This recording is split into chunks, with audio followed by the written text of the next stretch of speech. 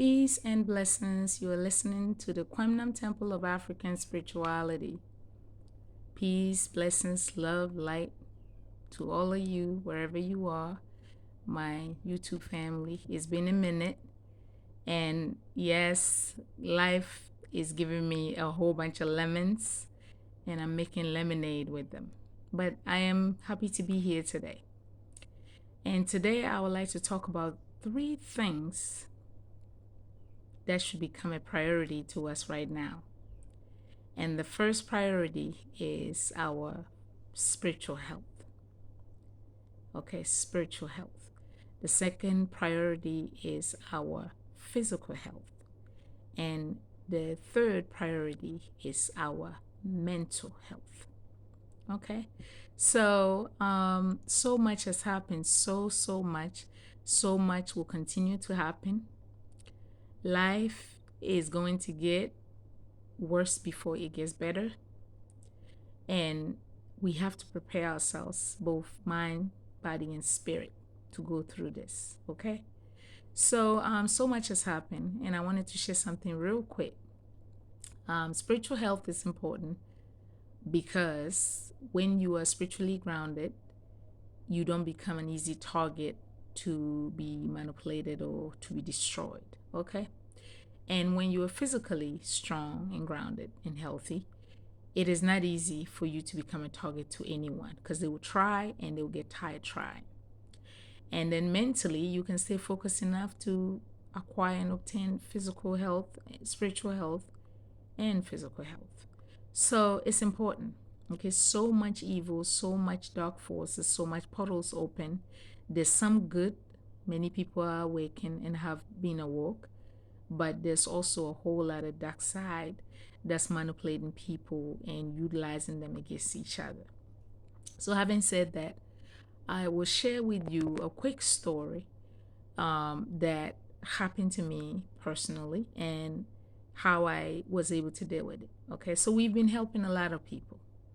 A lot of people. We have policies on our protocol, which is when we do a reading, we have to remove whatever the obstruction will be in the person's reading right away. So we don't sit on readings, we don't sit on rituals, meaning that if we do a reading and there's an offering that needs to be made on behalf of the person, we have to make it right away. So I had a sister who needed help. She called, she had issues. She was being shown in a dream, but she didn't get it fully. She had bits and pieces of the dream and she needed help. So we helped her out, But when we did the reading and we found out the obstruction and needed to clear the obstruction, she couldn't purchase her items for the rituals and offerings. So every time, let me say that every time you do a reading for someone, you take on the person's energy. The moment you accept to do the reading or the moment they come to you as a tarot card reader or whatever medium you're using, you take on the energy of the person. Okay. So the reading was done, the rituals was delayed. Because it's the person's obstruction, we can only help a little bit of it. We can't help a whole lot because it's not our obstruction. They have to bring their own sweat and funds to buy the items to ritualize and do the offering for them because it is the obstruction. And they have to show the spirit world that they need help and seeking help. So long story short, we got some of the offerings made on the person's behalf and couldn't get the rest. So then the energy directed its strength and focus on us, the people that were giving all this help. So I had an encounter. I was out super morning, about 5 o'clock, 5:30 to 6 o'clock, a few minutes to 6. Daylight is out. Me and a couple of children were out. We trying to clean the yard, leaves and stuff. And I see a butterfly. The butterfly come around and it lands on my broom that I'm going to use. One of those brooms that look like a rake broom, right, with the bamboo. Yes. So it lands on it. And I shoo it off, and it goes away. So after we done sweeping, we came to where we have this small nursing plants, and we decided to water it. And as we watering it, the butterfly comes back again. Now, when it first came, it surrounded my foot 3 times. Literally, it went around my foot, circling my body, my lower body 3 times, and then I shoot it off and landed on my broom. Then I shoot it off. The second time, it was around where the plants were, and I was talking to it, and I was like telling the children, your grandfather communicates with me through, using symbolic animals like butterflies, and this butterfly looked like the one that was here the last time. So the children agrees to it. So when I started talking about it, I directed my communication to the butterfly directly, and then it hopped 3 times, okay, to me. It hopped 1, hopped 2, hopped 3, and it was in front of the plant, directly in front. So I just spoke to it, and then I went out. I went inside the house. Children were in the yard, they played.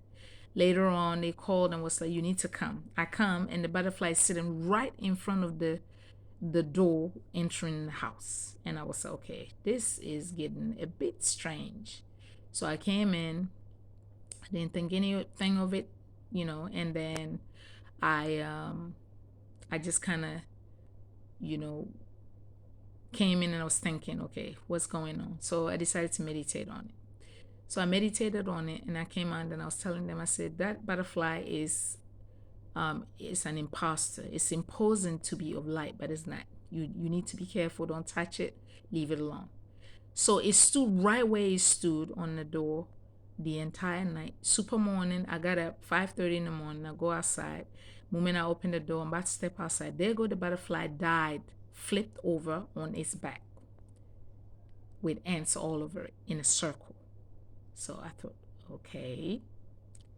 And so I have this bath that we put that, on crosses, on hex, we put it together, we brewed it.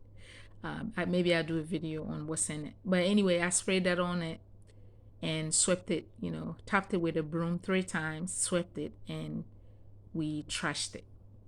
So that day, that night, I had all kinds of metaphysical attacks, all kinds of it. Now, when you are a light worker, an energy worker, healer, whatever it is that you do, when your most vulnerable state is when you are unclean, if you're a woman. And also if you're unclean, if you're a man who consummate with a woman on her cycle, or a man who consummate with a woman unwashed, you are considered unclean. If you're a woman and you have your menstrual bleeding monthly, during that month, 7 days, 5 days, 6 days, however many days, you are considered unclean. And because you're unclean, this is the time that these negative energies and beings will try to destroy your life by doing things. So that night, I was battling energies trying to consummate me whilst I'm unclean. Okay. So I got up in the middle of the night, midnight. I ritualized, I burned, I smashed my entire body, mixed sage up with what is it? I would cut some pepper, added a couple of ingredients to it, and I burned the incense. I smoked the entire bedroom. And that's when I laid down, I could sense them and feel them trying to nudge at the entry of my aura, but couldn't get in. And they did it tirelessly, and then they left.